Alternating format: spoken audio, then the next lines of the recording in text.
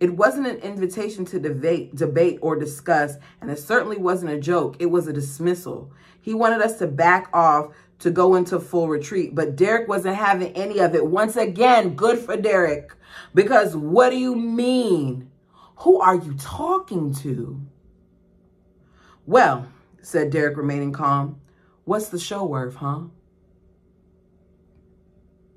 You can't appraise the value of work to a business until you know what the whole business is worth.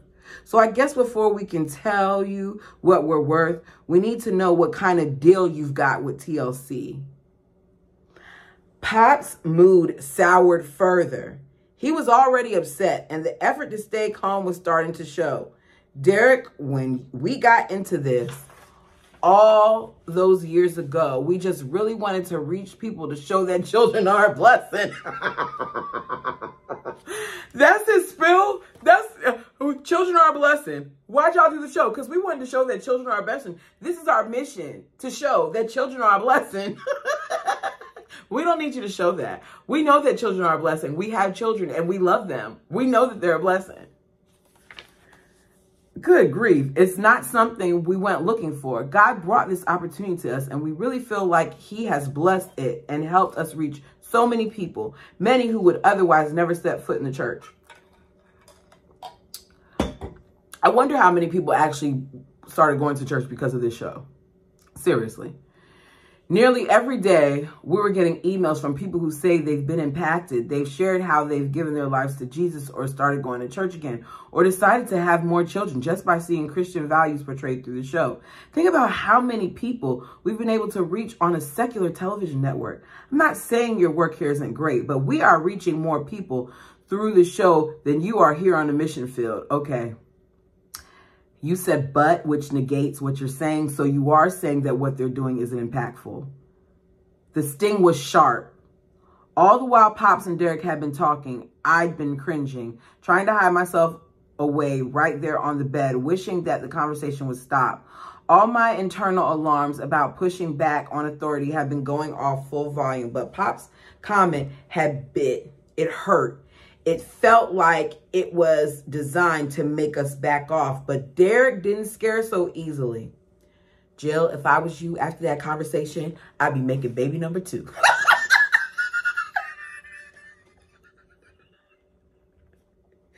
There is nothing more attractive than having the person that you love stand up for you. And that is what he's doing. He's standing up for Jill and he's standing up for their family. And I can dig it.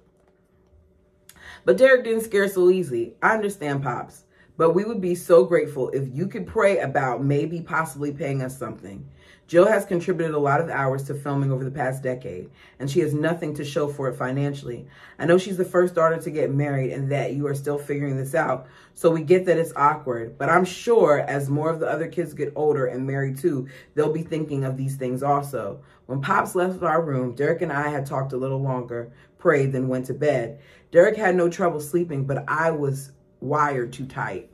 I was anxious and panicking, and my heart was threatening to burst its way out of my chest. I wasn't used to seeing someone talk back and press Pops like that. I was worried that we would be seen as disrespectful, even though Derek had been polite throughout it.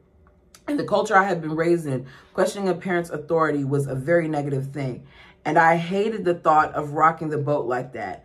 Nobody had ever done it before, but I was sure that if anyone did, the punishment would be severe, most likely resulting in effective banishment from the family. What? Because he spoke up for himself? But I was also with Derek on wanting more information about the finances of filming. So long into the night, I stared into the darkness, hoping and praying that we could work things out with Pops soon and get more information without causing any problems. Somewhere in the middle of those long, humid hours, with the cicadas making their constant chorus outside, my thoughts turned to Derek. He wasn't plagued by guilt or bound by fear. It reminded me of what Jesus said in the Bible about children not being afraid to ask their father for bread. I felt something change inside of me. I was still mortified by the thought of Pops feeling angry with us, but I was proud of my husband too. He fought for his family just like he promised to do the day we got married. Yes.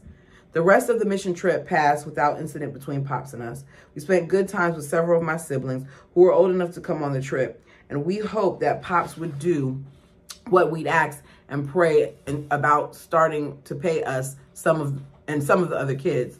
Almost as soon as they left, the security situation in the area got worse. We heard rumors of increased gang activity, and we were warned that even walking for a minute or two on our own in the wrong street would put us at risk of kidnapping. We tried not to give too much oxygen to fear, but we felt like we had a target on our backs, and it felt like our worries were further affirmed with the news that TLC had decided to take out ransom insurance on us, which only made us feel even more vulnerable. No matter how much we wanted to blend in and be part of the community, we knew we stood out. We were the only white people in the area when we visited when I was a kid. It had never bothered me at all, but now with the dangers increasing and me as a wife and mama having so much more to lose, it felt different. People encouraged us to keep an unpredictable schedule as much as possible, but that was hard to do while trying to be consistent in ministry. In the end, it wasn't us they came for. Pretty much every male in the country was in a gang, even boys as young as 7 and 8. There were only 2 ways of getting out. Either you died or you joined a church. For some reason, the gangs left Christians alone, but only if the person was genuinely committed to their church. Even then, the gangs still forced those non-members to pay taxes or rent for their freedom. We have been attending and helping in various ministries at the local church affiliated with the ministry we were working with ever since we arrived, and we were starting to become good friends with the people there, especially with one family who had lived 10 minutes from our house. One of their daughters, Fatima, had a boyfriend who had gotten out of a gang.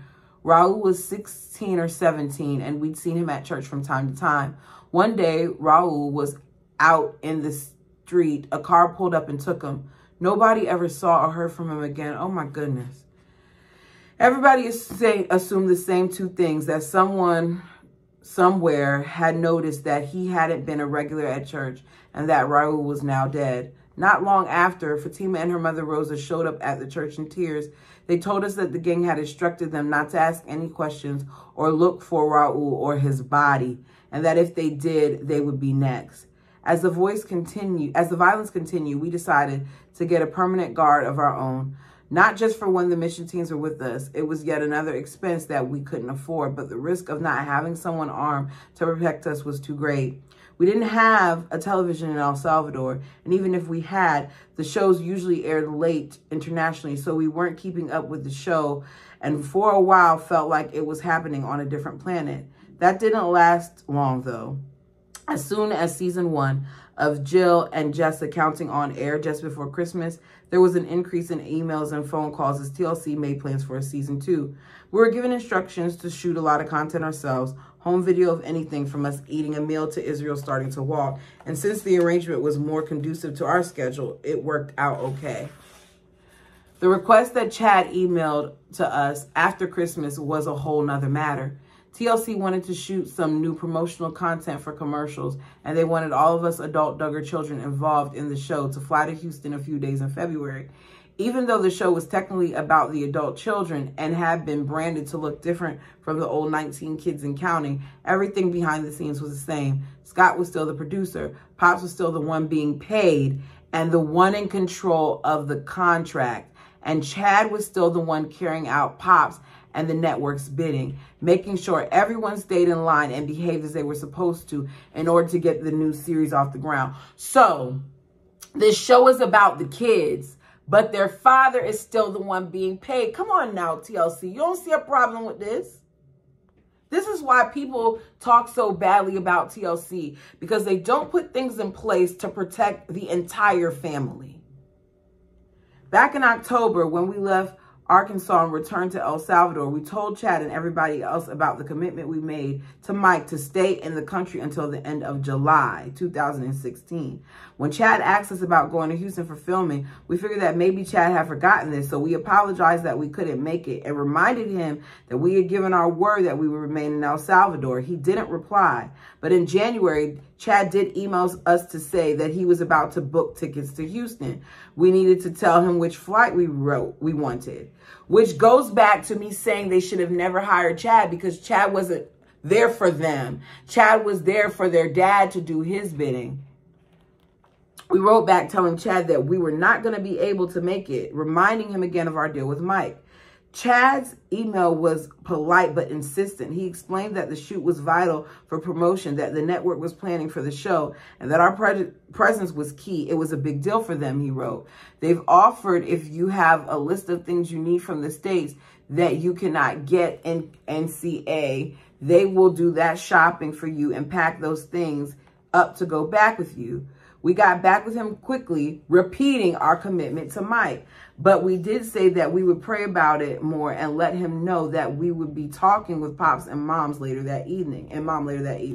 The next day after talking with my parents and praying, we slept on it. Our parents have been supportive, though clear that they wanted us to figure something out with Chad, and even more clear that they thought the shoot was important, because it all goes back to lining their father's pockets. We went back to Chad the next day and told him that we felt that our time in the field was important and that we needed to honor our commitment. So traveling back wasn't an option. We suggested that we would shoot some video and send it to them, or they could have the crew fly down and meet us at San Salvador Airport Hotel and do the shoot in front of a green screen in the afternoon. We hoped that somehow would figure out that we could figure out a compromise. We couldn't. Eventually, after several emails, Derek picked up the phone and called Chad. We don't have to come back, he said. Jill isn't obligated to do anything. Jill and I have only ever been volunteers. Chad shot back. Jill has a contractual obligation. She has to return. Excuse me? Jill has never signed any contract. The call ended soon after and was followed by an email from Chad outlining what he alleged I was obligated to, a pasted list of various obligations towards the show, including that we would make ourselves available to all promotional activities as requested by the network, because this is what her father did when he gave them that paper for all of them to quickly sign, and they didn't read it. Chad's email referenced a contract that I had signed and that the contract was fixed for 5 years. I was confused. Derek was suspicious. Do you remember ever being part of any contract deals with the network? No, I said, never. Pops always handled all the communication with the network. I was upset, confused, and immensely disturbed by the idea of there being some kind of actual contract out there that might obligate me to do things beyond my control, a contract of which I had zero recollection of ever signing. As the weeks passed, while I was stressing about this phantom contract, the attempts to get us to Houston increased. The phone calls and pressure continued to build, but we heard less from Chad and more from my parents. We asked Chad and Pops to send us a copy of whatever contract we were obligated to, but still nobody would give us anything. They just kept pressuring us about the shoot, repeating that I was obligated to attend. The more they pressed, the more we pushed back. The only commitment I felt obligated to was the one we had made to Mike to serve the full mission. 3 days out from the shoot, the phone rang. It was early morning, and even before I looked at the screen, I knew who it would be calling. Pops had called twice already that day. So you're pressuring her to come back here, even though she's on a mission for God, because you want to make sure you get your money. Saying no to the Houston trip felt like torture, but Derek and I had been doing it for weeks now, and we were committed to standing firm. After years of compromise and giving into whatever demands the network made, finally we had found a hill to die on. This was our moment to take a stand. We're not doing it to make things difficult for the network or for Pops. We wanted to make everyone happy. We wanted to work things out, and we were still trying to be as accommodating as possible. However, we just felt like we had to make the right choice. Instead of feeling happy or empowered, I felt angry that things had come to this. Angry and terrified too. Pops, I said, trying to get a word in as soon as he began. That's not what we're saying. The tension made my voice sound different. Younger, like I was 12 instead of 25. Maybe that's what he wanted, to put the right kind of pressure on the right nerves, but I didn't want to cave and just give in. I wanted Pops to understand why we're taking a stand like this. I wanted him to know that we made a commitment to our ministry. I wanted him to be proud of us for that, but instead all I could hear in his voice was frustration. It's so important that you're here for this, Jill. It's Jill and Jess counting on, and they need you. Surely Mike can spare you for one day. Derek came in and stood beside me, his arm around my shoulder. My heart was racing. I felt sick. I put Pops on speakerphone so we could both hear what he was saying, but his request hadn't changed in any of the calls he made over the previous days. He wanted us on a plane that weekend, arriving in Houston in time for the shoot. But while the request was the same, his tone was different. On all the other calls, he tried to persuade us. Now he was trying to guilt us. Is this you? Or is this Derek who is being the problem here? I never heard Pop say something like that before, and it pierced like a dagger to hear him try to pit us against each other like that. I was speechless. This isn't like you, sweet Jilly Muffin. Is Derek behind this? Are you having problems financially? Are you depressed? I could feel Derek tensing beside me. Pops, he said, his voice calm and controlled. We really aren't trying to ruin anything. We wish we could help, but we've made a commitment here. There was pause before Pop spoke. When he did, his voice had a new, harsher edge to it. If you don't come back for this filming thing, everything's going to get messed up. We just got the show back and going again, and we need to be real careful not to rock the boat with the network. They can't film the promotional material for Jill and Jessica counting on without you.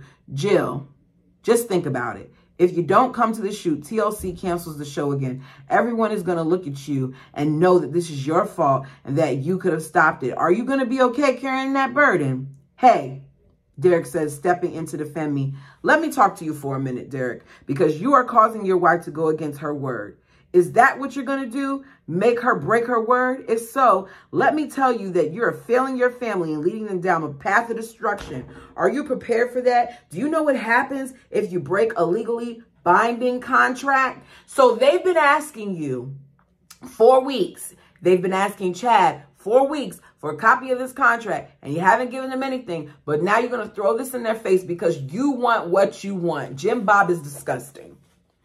It was the first time he mentioned the contract other than in that email, though we still hadn't seen it. I could feel the blood rushing to my face. I was so angry. There was a moment of silence. You know, said Pops, maybe you should flip a coin. Excuse me, said Derek, a coin. I did it when I was trying to decide whether I would run for Senate. I flipped it 3 times, came up on heads every time. That's how I knew I should run. Both of us sat silent. That only seemed to make Pops more upset. Let me tell you something now. You're going to get sued. You're going to need whatever money you have because you're going to get sued.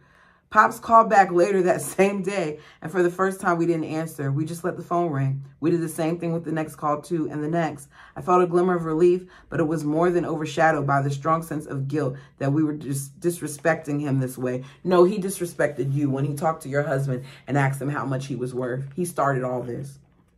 My head was spinning, my stomach clamped painfully tight. Even on silent, the sound of the phone buzzing into life felt like the gunshots that had sent us into hiding months earlier. I felt tense and anxious. There was no closet deep or dark enough for me to hide in this time. Finally, we turned off our phones. My anxiety only got worse. All afternoon, I was in agony, flipping between fear and guilt every few seconds. I felt like I was in labor, but not like I'd been with Israel. This was no life I was bringing into the world, and there was no sense that if we could just get through the storm with Pops, everything would be okay. On the contrary, I was terrified that things were about to get a whole lot worse. Later, when it was dark, all we could hear from outside were the sounds of the cicadas. I finally began to cry. Derek was holding me close, trying to make me feel safe and protected, but all I could do was fear and guilt. Guilt and fear. My own father didn't recognize me, didn't like me. Maybe he didn't even love me anymore. What had I done? What had I become? What if Derek was right? What if he's right, Derek? I sobbed into the darkness. What if we show up in America and we're taken to jail? Derek held me tighter, telling me everything was going to be fine. They're not going to sue the poor missionaries in Central America who have no contractual obligation and who haven't received so much as a cent in return for their work. But the fear I felt was so real. I was convinced that my disrespecting Pops like this, my stepping out from the umbrella of protection, was placing myself in great danger. If the courts didn't punish me, maybe God would. On the day of the shoot, when my adult siblings were in Houston, I woke up feeling different. Not totally better, but not as bad as before. Some of the guilt had eased and the fear wasn't quite so tight around my throat anymore. I felt like I could breathe again. We made it all the way to Saturday, and when we hadn't given in for the first time in my life, I felt like I was standing up for myself. Saturdays were always busy in El Salvador, and this one was no different. We always worked in a local village that had a lot of gang activity, coordinating job training and teaching Bible study. Besides that, Derek had a Sunday sermon to finish preparing for. It was good to feel like we were doing something good to be distracted. I was just finishing feeding Israel when I heard a vehicle approach in the front of us. The car's door slammed shut, and the voice I recognized from anywhere called out, "Hey, Derek, Jill, are you there?" I opened the door and saw them, Mom and Pops, coming down the stairs. Her eyes were kind of teary. Pops was behind his phone, filming this family reunion. Are you freaking kidding me?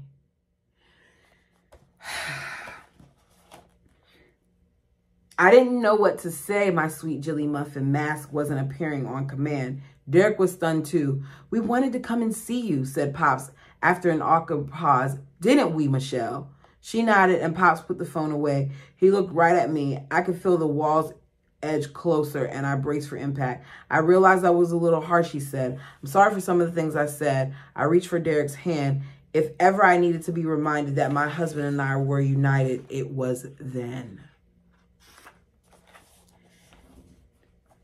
So you got mad about their decision, and then what you did was you hopped on a plane to try to convince them to do what it is that you want to do. Counting the cost. This is getting good. I appreciate her actually exposing her dad a little bit more here. Because at first, I thought that she was just going to blame it all on TLC. But this is very much so her dad's fault. TLC is to blame as well. Do not get me wrong. They are very much so to blame. But this is her father who was willing to sacrifice his kids for the dollar. You all, if you have not done so already, please like the video. Please comment and subscribe. And until next time.